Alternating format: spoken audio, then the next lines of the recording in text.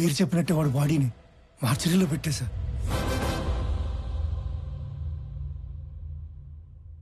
అందరికీ నమస్కారం. శ్రీ నందగోపాల్ చక్రవర్తి మా అన్నయ్య పీపుల్ మార్ట్ కంపెనీ స్థాపించి వచ్చిన ఆదాయంలో 50% పైగా కార్పొరేట్ స్థాయిలో ఉచిత విద్య వైద్యం అందిస్తున్న సంగతి మీ అందరికీ తెలుసు. ఈ రోజు ఆయన సేవలను గుర్తించి భారత ప్రభుత్వం పద్మశ్రీతో గౌరవించినందుకు సంతోషిస్తున్నాను. ఆయన తమ్ముడినైనందుకు గర్వపడుతున్నాను. ఇప్పుడు అన్నయ్య మాట్లాడతారు. Good morning everybody. అందరిలాగే నేను ఒకప్పుడు నాకెందుకు సక్సెస్ రావటం లేదు అని, why am I not successful అని బాధపడిన వాణ్ణే. మరేం చేస్తే సక్సెస్ వచ్చిందో తెలుసా? వెదురు చెట్టు కోసం గింజల్ని భూమిలో పాతి నీళ్లు పోస్తే మరుసటి రోజుకు ఏమీ రాదు, తరువాత వారానికి ఏమీ రాదు, నెలకి ఏమీ రాదు, ఏడాదికి రాదు. కానీ 3 ఏళ్ల తర్వాత మొలకొస్తుంది. ఆ తర్వాత అది ఎదగడం మనం అలా చూడాలి. ఆ 3 ఏళ్ళు లోపల అది ఏం చేస్తుందో తెలుసా? అది పైకి ఎంత ఎత్తు ఎదుగుతుందో అంత లోపలికి దాని వేరుల్ని తిప్పుతుంది. సక్సెస్ అయ్యాక మనం ఎంత ఎత్తు ఎదగాలి అనుకుంటామో అవ్వక ముందు అంత గ్రౌండ్ వర్క్ చేసుకుని ఉండాలి. ఆ గ్రౌండ్ వర్కే సక్సెస్ అవ్వడానికి రీజన్. Thank you. అందుకే నేను స్టెప్ బై స్టెప్ ఎదగడాన్నే నమ్ముతాను. నా పీపుల్ మార్ట్ కుటుంబ సభ్యులందరితో ఒక విషయం చెప్పాలి. పిలుపుకే కుటుంబ సభ్యులు అంటాను గాని నాకు నిజంగా మీ అందరినీ కుటుంబ సభ్యులు చేసుకోవాలని ఉంది. కానీ ఎలాగో తెలీదు. నేను 2 నెలల్లో చనిపోతున్నాను. I'm suffering with neurodegenerative disease. Doctors maximum 2 నెలలని చెప్పారు. మన కుటుంబానికి పెద్దగా ఈ విషయం చెప్పడం నా బాధ్యత కదా. I'm living happily. I want to die happily. I'm living successfully. I want to die successfully.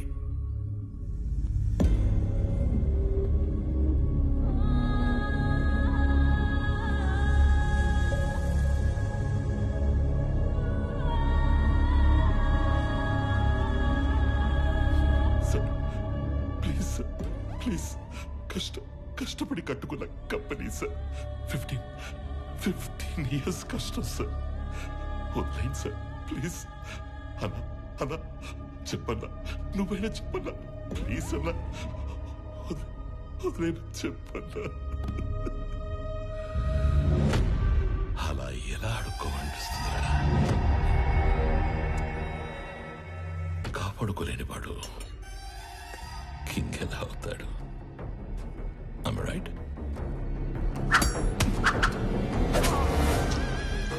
ఖాళీ చెవులతో ఉన్నవాడికి డబ్బు కావాలి, డబ్బున్నవాడికి పవర్ కావాలి, పవర్ ఉన్నవాడికి ప్రపంచం కావాలి. ఎదిగిన కంపెనీ అంటే ఎదిగిన ఆడపిల్ల లాంటిది. ఆరేసు కూర్చుంటే ఇలాగే ఆక్రమించుకుంటాము.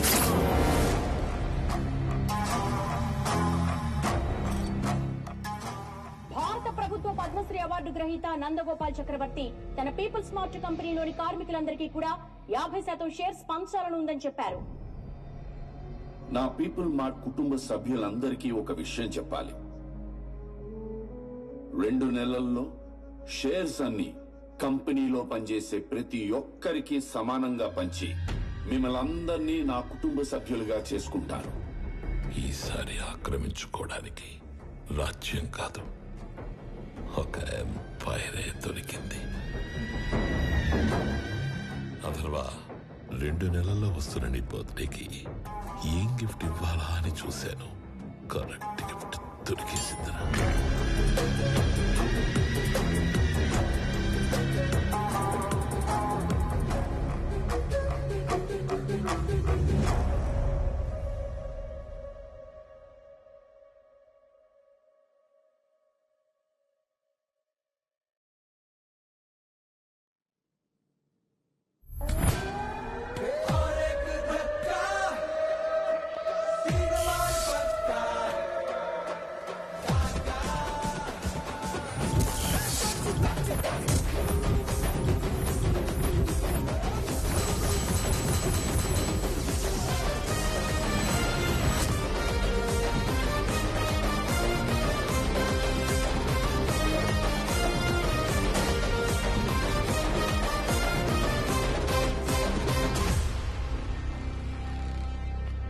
నిన్న నేను లేనప్పుడు మా బాబు దగ్గరకు వచ్చి నీ ప్రాపర్టీ నాకు కావాలి అని బెదిరించింది ఎవడు?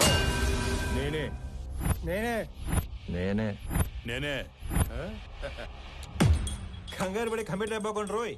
ఇప్పుడు నేను ఒక రౌండ్ వేసుకుంటాను, ఆ తర్వాత ఇదే ఫ్లోలో నేను కాదు నేను కాదు నేను కాదు అంటారు. కాబట్టి చెప్పేటప్పుడు ఒక్కసారి ఆలోచించి చెప్పండి, తర్వాత కొట్టేటప్పుడు నేను అస్సలు ఆలోచించను. అసలు నువ్వు ఎవడి ఏరియాకి వచ్చి రౌండ్ వేసుకుంటానంటున్నావురా నిన్ను.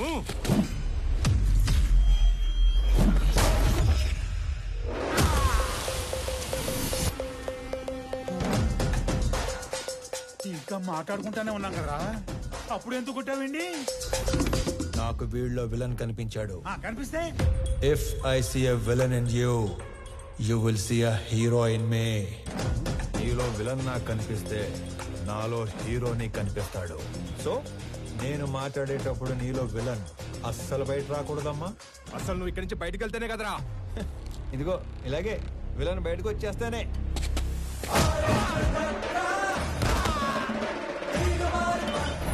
ఇలా హీరో వచ్చేస్తాడు. అదిగో నీలో కూడా విలన్ బయటకు వచ్చేసాడు.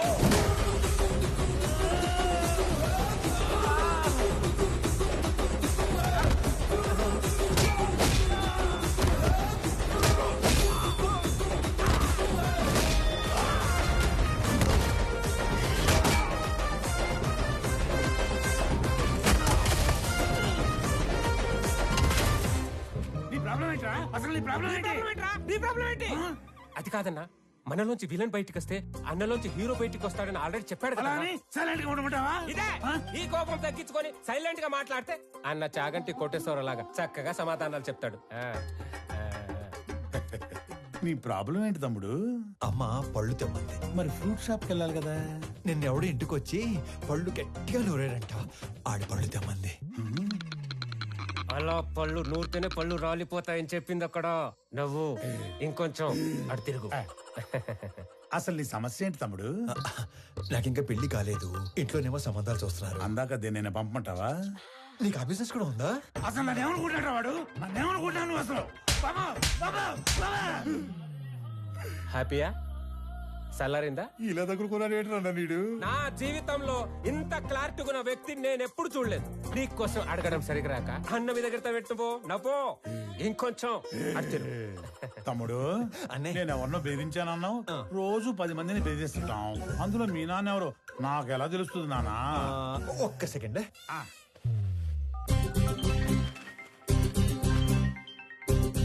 నానోయ్ రౌండ్ అయిందా? అయింది. ఎంటర్టైన్మెంట్ రౌండ్ నడుస్తుంది అంతేగా? అంతే అంతే. నాకు చూపించు.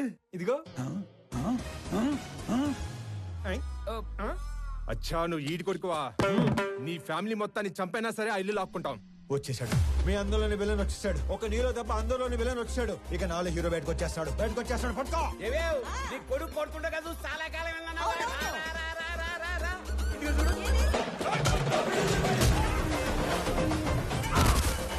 ఏమే మీ అన్నయ్య కొట్టడం చూసి చాలా కాలం అయిందన్నావుగా.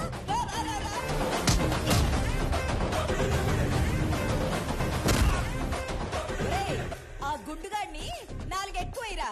నేను చాలా ఎక్స్ట్రాలు మాట్లాడాడు.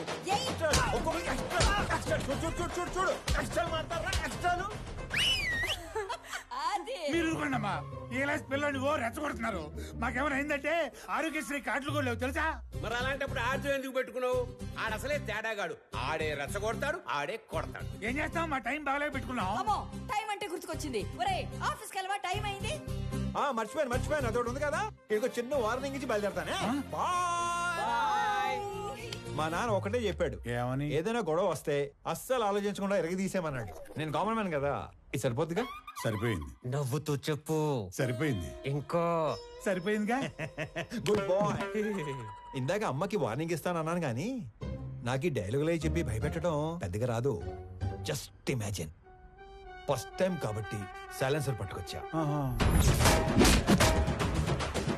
మళ్ళీ ఇదే రిపీట్ అయితే ఈసారి సైలెన్సర్ కాదు కత్తి పట్టుకొస్తా. సైలెన్సర్ తో దెబ్బ పడ్డ ప్రతి చోట కత్తితో వేటు పడిందనుకో,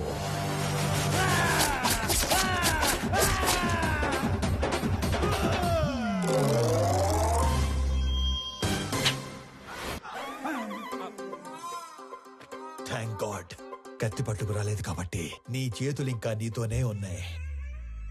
ఇవి నీకే బాగున్నాయి. జాగ్రత్తగా పెట్టుకో. ఇలానా మరి? ఓకే అన్నా. ఏంటి? ఏం లేదన్నా, వెళ్ళండి. తొందరగా వెళ్ళమనరా. వెళ్ళండి.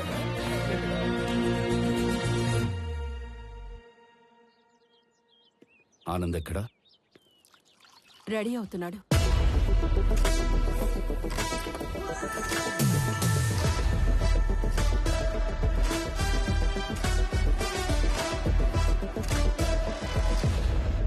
Sir, tablets. వైజాగ్లో ఏదో గొడవ అయిందట సార్. అది వైజాగ్లో ఏం జరిగింది?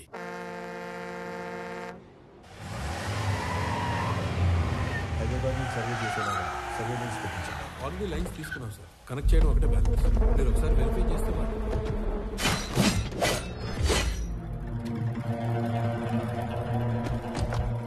ఎవరు మీరు? నీ 200 ఎకరాల్లోకి వస్తేనే ఎవరు నువ్వు, ఎవరు రానిచ్చారు అని అడుగుతున్నాడు. 682 చదరపు కిలోమీటర్లున్న నా వైజాగ్ కాన్స్టిట్యున్సీలోకి వచ్చి 1000 మందికి ఉద్యోగాలు, 100 కోట్ల ప్రాజెక్టు కడుతుంటే ఏరియా ఎక్స్ఎమ్మెల్యేని నేను అడగొద్దా ఎవరు నువ్వు, ఎవరు రానిచ్చారు అని? ప్లీజ్ సార్, గొడవ చేయకండి, కూర్చొని మాట్లాడుకుందాం. నేను మాట్లాడడానికి వచ్చాను కాబట్టే నా మనుషులు ఇంకా వెనకే ఉన్నారు, మీరింకా బతికే ఉన్నారు. అది కాదు సార్, నేను చెప్పింది కూడా చెప్పారండి. నేను చెప్తున్నా, నువ్వు వినో. ఈ కంపెనీ ఇక్కడున్నంత కాలం బిజినెస్ లో 10% నాకివ్వాలి. సార్, ఇది కొన్ని వేల మంది కష్టం. దీన్ని ఎవరికి ఊరికే ఇచ్చి వాళ్ళ కష్టాన్ని అవమానించలేను. I'm sorry sir. 50 మందా? వీడు అసలే ఎవరి మీద చేయి కూడా ఎత్తడు. ఎలా బయటపడ్డాడు అసలు? మా నాన్న ఒకటే చెప్పారు, ఇద్దరి మధ్య గొడవ వస్తే ముందుకెళ్ళి కొట్టేవాడు కామన్ మ్యాన్ అవుతాడు, టేబుల్కి అటు ఇటు కూర్చొని ప్రాబ్లం సాల్వ్ చేసుకునేవాడే బిజినెస్ మ్యాన్ అవుతాడు. నా కంపెనీలో 10% లాభాలు అడుక్కోవడానికి వచ్చిన వాడి కోసం ఆ కంపెనీ ఓనర్ని చంపడానికి వచ్చే అంత తెలివి తక్కువ వాళ్ళు కాబట్టే వాడి మిమ్మల్ని పనిలో పెట్టుకున్నాడు. ఏ మాత్రం తెలివి ఉన్నవాడైనా 100 రూపాయలు సంపాదించే వాడి వైపు ఉంటారా, అందులో 10 రూపాయలు అడుక్కోవడానికి వచ్చిన వాడి వైపు ఉంటారా? అండ్ ఆఫ్ కోర్స్ మిమ్మల్ని పోషిస్తాడు కాబట్టి. అది ఎప్పటి వరకు? మీకు రేపు 40-50 ఏళ్ళు వచ్చి ఒంట్లో బలం తగ్గాక అప్పుడు కూడా పోషిస్తాడా? మీకు ఇదంతా మానేసి ఏదో పని చేసుకోవాలని ఉంటుంది, కానీ మీ బ్యాక్గ్రౌండ్ చూసి ఎప్పుడూ పని ఇవ్వడం. నేనిస్తా. మీరు గౌరవంగా బతుకుతాను అంటే నా కంపెనీలో మీ అందరికీ ఉద్యోగాలు నేనిస్తాను. రోజు 8 గంటలే పని. వాడిలా ఎప్పుడు పడితే అప్పుడు పిలవను. ఇలాంటి వాటికి అస్సలు పిలవను. 60 ఏళ్ల దాకా పని, దాటాక పెన్షన్. చచ్చేదాకా ఎవ్వడి మీద డిపెండ్ అవ్వక్కర్లేదు. నా కంపెనీకి డెలివరీ బాయ్స్ కావాలి. ఈ ఏరియాలో అణువు తెలిసిన మీకంటే క్వాలిఫైడ్ ఇంకెవరుంటారు? ఆలోచించుకోండి. నాతో కలిసి పని చేయాలనుకుంటే మీలో ఉన్న రౌడీని చంపి నాతో రండి. కాదు, వాడి కిందే పని చేద్దాం అనుకుంటే నన్ను చంపి లోపలికి వెళ్ళండి. వాడేంటో కథలు చెప్తుంటే వింటారేంట్రా? ఏసేయండ్రా.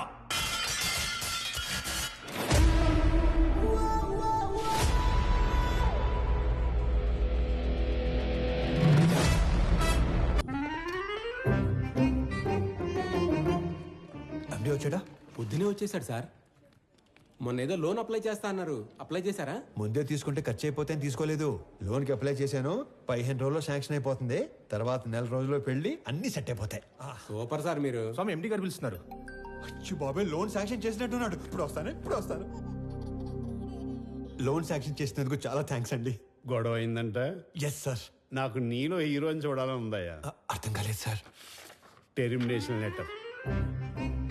ఎందుకు సార్? ఇందాక నువ్వు కొట్టినాడంటే నీకు భయం లేదట కదా? అస్సలేదు సార్. నాకుంది సార్. వాడు మళ్ళీ వస్తే కొడతావు కదా? బ్రహ్మాండంగా సార్.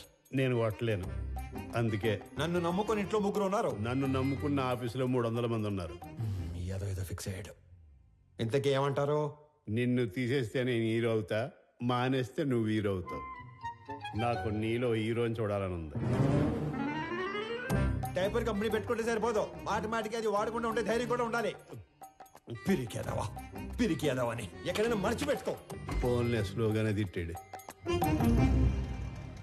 మొన్న పెళ్లి చూపుల్లో నాన్నగారు పెళ్లి చాలా గ్రాండ్గా చేయమన్నారు. సడన్గా అనేసరికి మీరు ప్రిపేర్ అయ్యారో లేదో అని, మీకేం అభ్యంతరం లేకపోతే మా ఇంట్లో తెలియకుండా నేనే డబ్బులు ఇస్తాను. అయ్యయ్యో ఏం పర్వాలేదు, మా వాడు అన్ని అరేంజ్మెంట్స్ చేసేసాడు. పెళ్లి అద్భుతంగా చేసే బాధ్యత మాది. ఆల్రెడీ చేసారా? ఉంటానండి. అలాగే, మంచిదే. అలాగే బాబు. పిలుస్తాను. అంతోకేనా? ఏంటో పెళ్లి ఎరగదీస్తామని చెప్పాను. ఆఫీస్కి వస్తే వాళ్ళు కూడా ఇరగదీస్తాం అన్నారు. ఎందుకు? ఉద్యోగం దొబ్బింది. మరి ఇప్పుడు ఏం చేద్దాం? ఏం చేయలేం. మా మేనేజర్తో మాట్లాడాను. ప్రస్తుతానికి జాబ్ ఏమీ లేదు. ఒకవేళ జాబ్ ఉన్నా కూడా 6 నెలలు పే స్లిప్ ఉంటే సోదాపి సొల్యూషన్ ఏదైనా ఉంటే చెప్పు. ఓ నెల తిరిగేసరికి అలా జాబ్ తెచ్చుకుని ఆ శాలరీ అమౌంట్ ఏదో నీ అకౌంట్లో పడితే తప్ప నీకు లోన్ శాంక్షన్ చేయను అంటున్నాడు. మనలో అనమాట. ఈ ఉద్యోగం లేనోడికి 10 లక్షలు లోన్ అంటే కష్టమే కదనే. నెల రోజుల్లో ఉద్యోగం అంటే